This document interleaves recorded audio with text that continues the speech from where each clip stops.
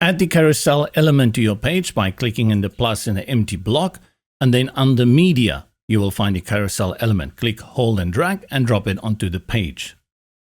With the first instance, a few things to observe. You have content that is structured within columns, the blue boxes. Navigation arrows, one on the left and one on the right, through which you can cycle through the different columns. And then you have dot navigation at the bottom.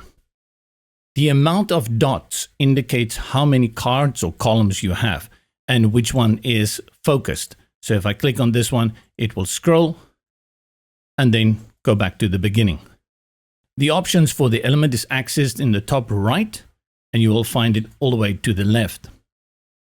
In most cases, you will want autoplay, but while working, it's a good idea to keep this switched off. Currently, we have 3 columns, and you can increase it to 4 columns. And now you see the dot navigation disappears as well as the arrows because there's no navigation. This can go up to 6. And once you go below the amount of columns, you will get the navigation, which is what you are looking for. This can go as low as 1, which is usually preferred on mobile devices. Spacing is the space added between the columns. More control over navigation, you can choose what kind of arrows you want to display, as well as the spacing between the content and the arrows. And then for dot navigation, you can set it to none or choose any of the other options available. The color section is important because here you can set your colors for your arrows as well as for your dots. In regards to content, the carousel is essentially columns with general content that you can bring in. By default, it comes in with an image and then a text and a button. And you can bring in any element from the elements panel to build out yours. Just remember, this is applied on a column by column basis. So if you decide that you want a specific structure applied to all of your columns, style out one and then duplicate it by going to the column settings and then go to the rest and delete those. So we will delete these 3. It's also a good idea before you copy it to go and check responsive view to make sure it also looks good on tablet and mobile devices, and then only start copying so you already lock in those responsiveness.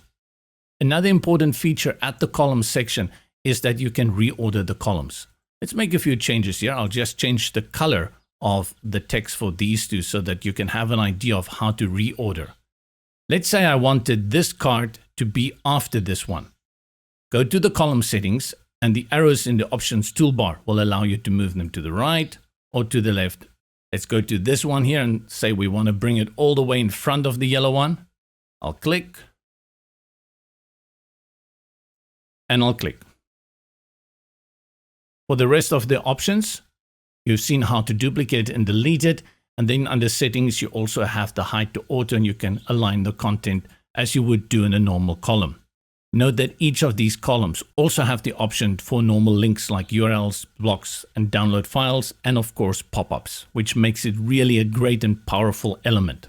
From here, you have to go into your tablet and have a look. And by default, it is set to 2-column display, which is very convenient for a tablet. What we will do here is make a little bit of changes to our arrow. I'll go to the carousel settings and then columns and arrow spacing. I will decrease it to move it to the side.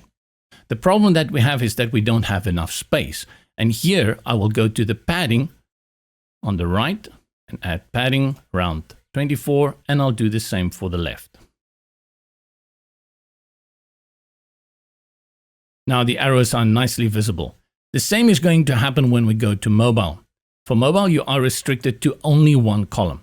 Again, you're going to have your arrow spacing, and I will increase the padding. This time I'll just type in around 45 pixels on the left and 45 pixels on the right.